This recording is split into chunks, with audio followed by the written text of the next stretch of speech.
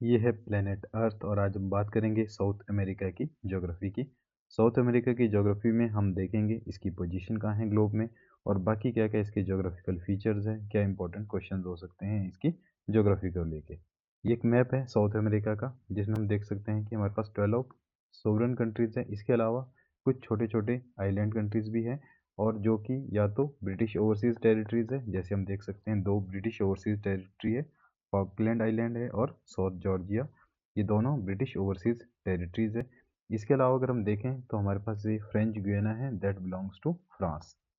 तो इसके अलावा एक वेस्ट की तरफ एक आइलैंड पड़ते हैं गैलापेगोस आइलैंड, जो कि हमारे पास इक्वाडोर को बिलोंग करते हैं and that island are very important with respect to Charles Darwin ने जो भी अपनी स्टडीज़ की थी उसी आइलैंड पर करी थी।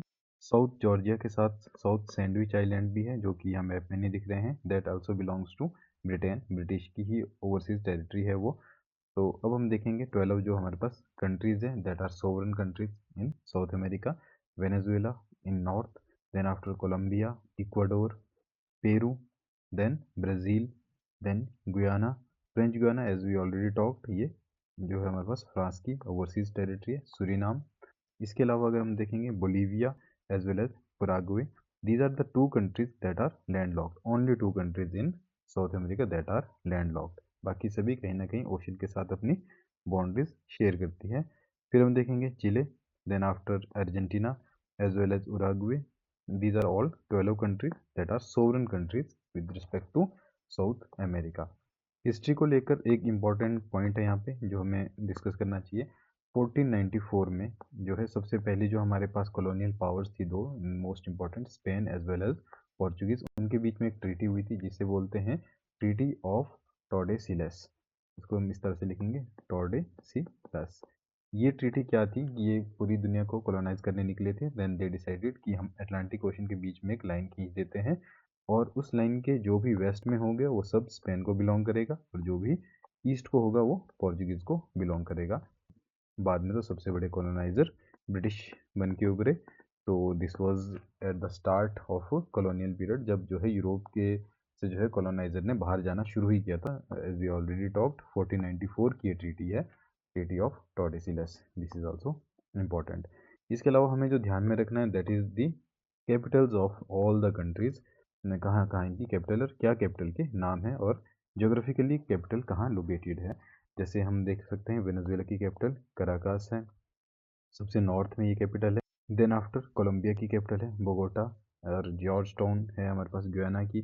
देन आफ्टर सूरीनाम की capital and as well as French Guiana की कैपिटल। इन सब कंट्रीज़ की कैपिटल को हमें नॉर्थ से साउथ या साउथ से नॉर्थ अरेंज करने को कभी पूछा जा सकता है। So we should all know कि कहाँ कहाँ ये कैपिटल लाई करती है। जैसे इक्वाडोर की क्विटो है और ब्राज़ील की ब्राज़ीलिया है।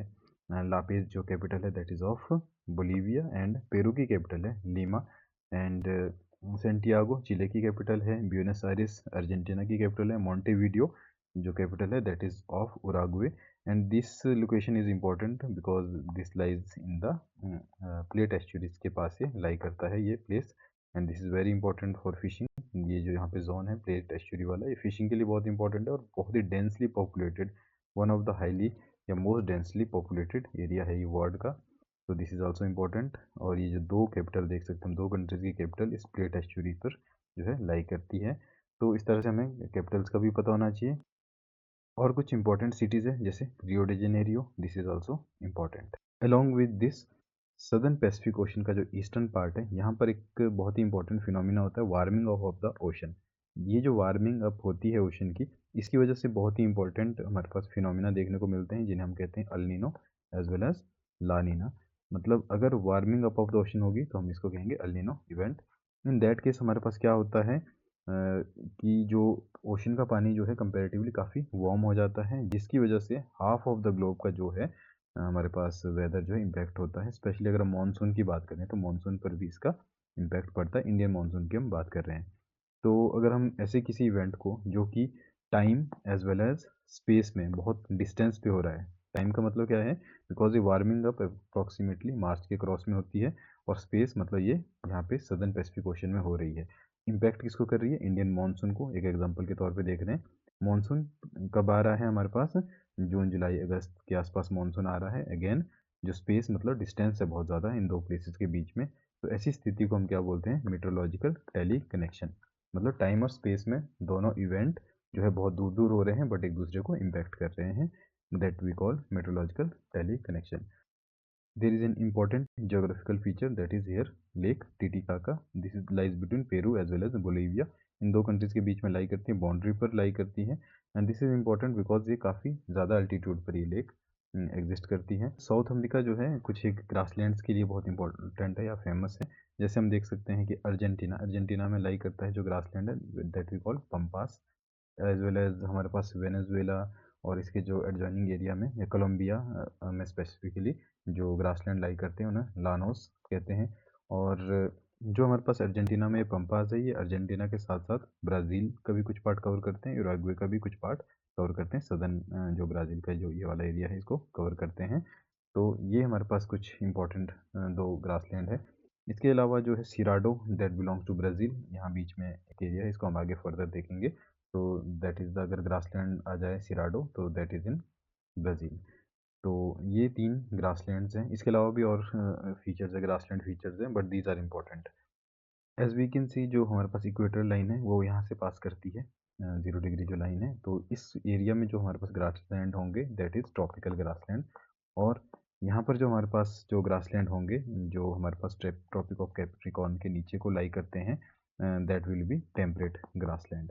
वो टेम्परेट ग्रासलैंड होंगे बिकॉज अगर हम अर्थ को डिवाइड करें तो अर्थ के बीच में से 0 डिग्री जो है हमारे पास क्रॉस करता है इक्वेटर लाइन, और ऊपर जो हमारे पास लाइन आती है 23.5 पर दैट इज़ हमारे पास लाइन ऑफ कैंसर। और जो हमारे पास 23.5 साउथ में जो लाइन लाई करती है उसको बोलते हैं ट्रॉपिक ऑफ कैप्रिकॉर्न।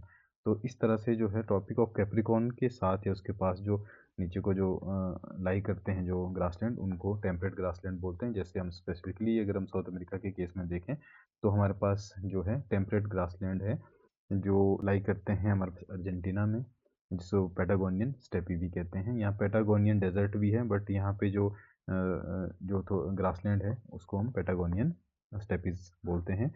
और जो डेजर्ट है वो कंपेरेटिवली ज़्यादा साउथ की तरफ को है और जो ग्रासलैंड है वो यहाँ पे नॉर्थ की तरफ को लाई करता है, पैटागोनियन स्टेपी जिसको हम बोलते हैं। कोल्डर ड्रायर रीजन है तो इसको हम देख सकते हैं मैप पर। Next we will look into Brazil. Brazil का जो ये मैप है इसको हम स्पेसिफिकली देखेंगे बिकॉज एंटायर साउथ अमेरिका में सबसे इंपॉर्टेंट जो जोग्राफिकल फीचर्स है दैट लाइज इन ब्राज़ील। तो ये जो ब्राज़ील का सबसे नॉर्थ का एरिया है ये अमेजोनियन रेन फॉरेस्ट है, ट्रॉपिकल रेन फॉरेस्ट है ये हमारे पास नॉर्थ में। और देन आफ्टर ये जो येलो कलर में एरिया है दीज आर दैट सिराडो ग्रासलैंड्स। और अगर हम ये देखेंगे ब्लू कलर में this is a wetland area और जिसको पेंटानल भी कहते हैं। और यहाँ पे जो रेड कलर में एरिया आ रहा है this is pampas, that is the extension of grassland that is there in Argentina. और ये जो कंपेरेटिवली जो नॉर्थ ईस्ट में है पार्ट ब्राज़ील के that is rocky as well as drier part है ये। Now we will check into another geographical feature that is South America की जो टिप है नीचे, यहाँ पे एक कंट्री है चिली और ये है अर्जेंटीना। इसके साथ से जो है बीच से एक वाटरवे जाता है या एक स्ट्रेट जाती है, जिस स्ट्रेट को हम कहते हैं स्ट्रेट ऑफ मैगेलन। ये स्ट्रेट ऑफ मैगेलन जो है यहाँ पर जो Atlantic Ocean as well as Pacific Ocean के बीच के डिस्टेंस को काफ़ी कम कर लेती है बिकॉज हमारे को बाहर से होकर नहीं जाना है, अंदर से हमें एक रास्ता मिल गया है। स्ट्रेट यही काम करती है, दो वाटर बॉडीज़ को कनेक्ट करती है। This is the strait of Magellan. Countries के नाम आ जाएँ तो दो कंट्रीज़ है हमारे पास इंपॉर्टेंट इसमें, one is Chile another one is Argentina. Chile और अर्जेंटीना इसमें पार्टिसिपेट करते हैं हम कह सकते हैं, या चिले और अर्जेंटीना का जो है एरिया इसमें पड़ता है। अर्जेंटीना का देख सकते हैं हम काफ़ी कम area, most of the area this is of Chile, तो चिले में से ये होकर गुजरती है। नेक्स्ट सिमिलर फीचर हम देख सकते हैं कि north part of South America में है, या हम कह सकते हैं कि साउथ और नॉर्थ अमेरिका को जोड़ने वाला एक कैनाल है that is Panama canal. Panama canal की एक खासियत है कि ये एक आर्टिफिशियल कैनाल है जिसे ह्यूमन ने खुद बनाया है, मतलब स्पेशली यूएसए ने इसको बनाया है। नाउ जो है पनामा नामक की जो कंट्री है वही इसको होल्ड करती है, वही इसको ऑन करती है राइट नाउ। ये हम देख सकते हैं गल्फ ऑफ पनामा भी है जो साउथ ऑफ पनामा कंट्री के हैं। और कभी क्वेश्चन आ सकता है कि पैसिफिक ओशन का पार्ट है हमारे पास जो गल्फ ऑफ पनामा है, और ऊपर जो सी जिसको कनेक्ट करती है that is Caribbean Sea, that is part of the Atlantic Ocean. Ocean आ जाए तो नीचे पैसिफिक ओशन है, ऊपर अटलांटिक ओशन है। अगर सीज आ जाए तो पैसिफिक ओशन का जो गल्फ ऑफ पनामा या और मतलब वाटर बॉडीज आ जाए तो ऊपर है हमारे पास कैरेबियन सी। तो इसको ये कनेक्ट करती है और लाई करती है विद इन पनामा कंट्रीज, मतलब दोनों साइड इसके जो कंट्री है that is Panama country. Next जो इंपॉर्टेंट जोग्राफिकल फीचर है दैट इज एंडीज माउंटेन्स। जो एंडीज माउंटेन्स है these are fold mountain that is being created by the Nazca plate. जो नाजका टेक्टोनिक प्लेट है यहाँ पर हमारे पास पैसिफिक ओशन में ये पुश कर रही है आगे की तरफ को, जिसकी वजह से जो है हमारे पास फोल्ड माउंटेन्स क्रिएट हो गई हैं।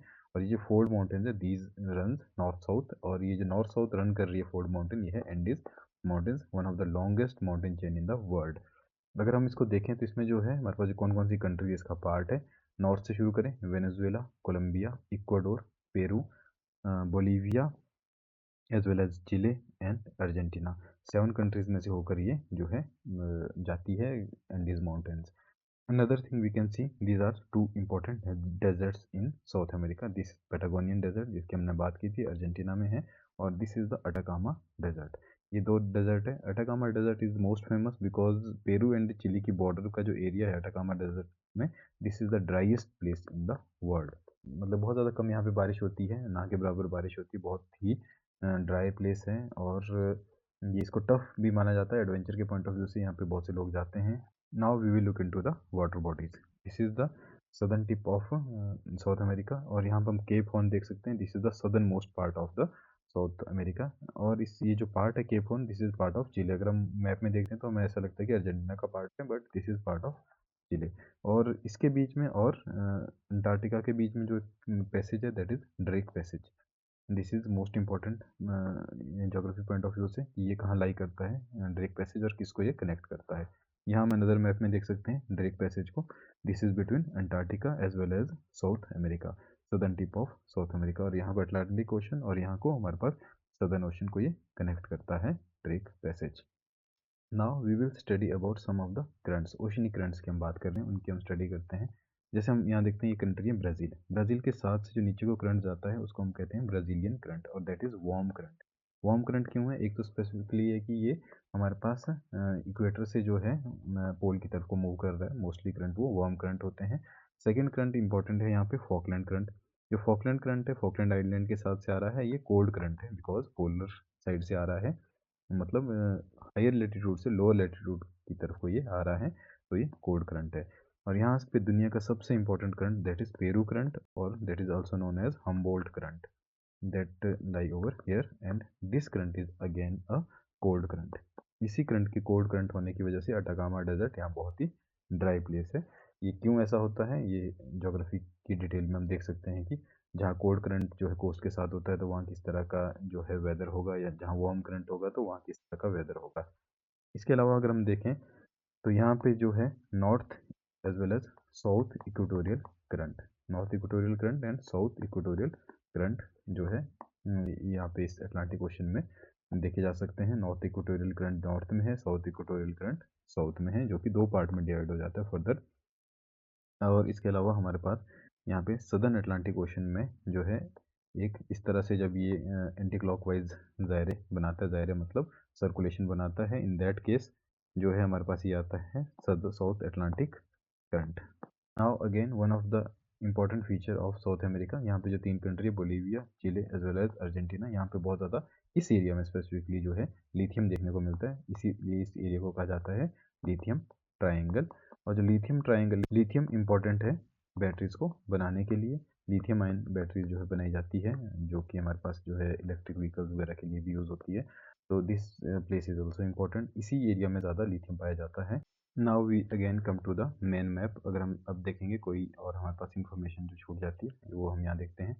जैसे हमारे पास ये है, ये पूरा area, this is the Amazon basin. Amazon river का ये बेसिन है, इसकी बहुत सारी ट्रिब्यूटरीज है।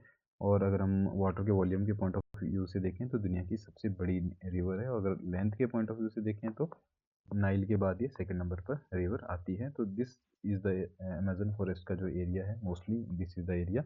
और यहाँ के जो फॉरेस्ट है उनको एक नाम भी दिया जाता है दैट इज़ सेल्वास। सेल्वास कहा जाता है जो vast dense tropical rain forest है इस एरिया में, स्पेसिफिकली ब्राज़ील के नदर्न पार्ट में उनको सेल्वास कहा जाता है। दिस में बी आस्क्ड समवेयर। इसके अलावा साउथ अमेरिका के जो है नॉर्थ में कुछ एरिया पड़ता है, जैसे हमारे पास कैरेबियन सी है। यहाँ पर कैरेबियन सी में जो है कैरेबियन आइलैंड्स है, जो इसके जो कैरिबियन आइलैंड है इसको दो पार्ट में बांटा जा सकता है, lesser Antilles as well as greater Antilles. ये जो ऊपर की जो चेन है जो कि हमारे पास ईस्ट वेस्ट जो रन कर रही है इसको हम बोलते हैं ग्रेटर एंटीलीज, और जो नॉर्थ साउथ रन कर रही है छोटे छोटे जो आइलैंड्स हैं यहाँ पर, ये जो सभी आइलैंड्स हैं इनको कहते हैं हम लेसर एंटीलीज। और अगर हम बात करें लैटिन अमेरिका की, तो लैटिन अमेरिका में entire South America as well as North America का, मेक्सिको से साउथ का जो पार्ट है वो लैटिन अमेरिका का पार्ट है। इसमें सेंट्रल अमेरिका, नॉर्थ अमेरिका का जो मेक्सिको कंट्री है, और इसके अलावा साउथ अमेरिका, सब जो है ये लैटिन अमेरिका के अंदर आ जाता है। Because this is a cultural area, इसको कल्चरली डिफाइन किया गया बिकॉज यहाँ के जो सभी लोग लैटिन भाषा बोलते हैं, बिकॉज इनको जो है लैटिन बोलने वाले जो यूरोपियन ने इनको कॉलोनाइज किया था, that's why this area comes under Latin America. इस मैप में हम देख सकते हैं जो हम बात कर रहे थे, Falkland island as well as South Georgia and South Sandwich island, ये सब ब्रिटिश ओवरसीज टेरिटरी है। इसके नीचे जो हमारे पास सी है उसको स्कॉशिया सी, SCOTIA है, स्कॉशिया सी हम बात बोलते हैं। तो ये south Georgia and South Sandwich island, Falkland island, ये सब ब्रिटिश ओवरसीज टेरिटरी है। And one more thing that we can see over here, this is the Panama country. This is also known as Panama Isthmus. Isthmus मतलब कोई ऐसा land area होता है जो बड़े दो लैंड एरियाज को मिलाता है, तो पनामा वो एक इस्थमस है। पनामा में हमारे पास एक जो है पनामा कैनाल भी है और पनामा इस्थमस भी है, तो ये दोनों तरह के फीचर हम यहाँ देख सकते हैं। जैसे कनाल है जो कि दो वाटर बॉडीज़ को मिला रही है, और इस्थमस है जो दो बड़ी लैंड बॉडीज़ को मिला रहा है। और जो हम गैलापागोस आइलैंड की बात कर रहे थे, that is here in west from South America, these are the Galapagos Island। तो ये आइलैंड इंपॉर्टेंट थे, डार्विन की रिसर्च सभी इन्हीं आइलैंड्स पर हुई थी, that's why these islands are important. तो ये एक ब्रीफ ओवरव्यू था साउथ अमेरिका की ज्योग्राफी को लेकर। So this was all about.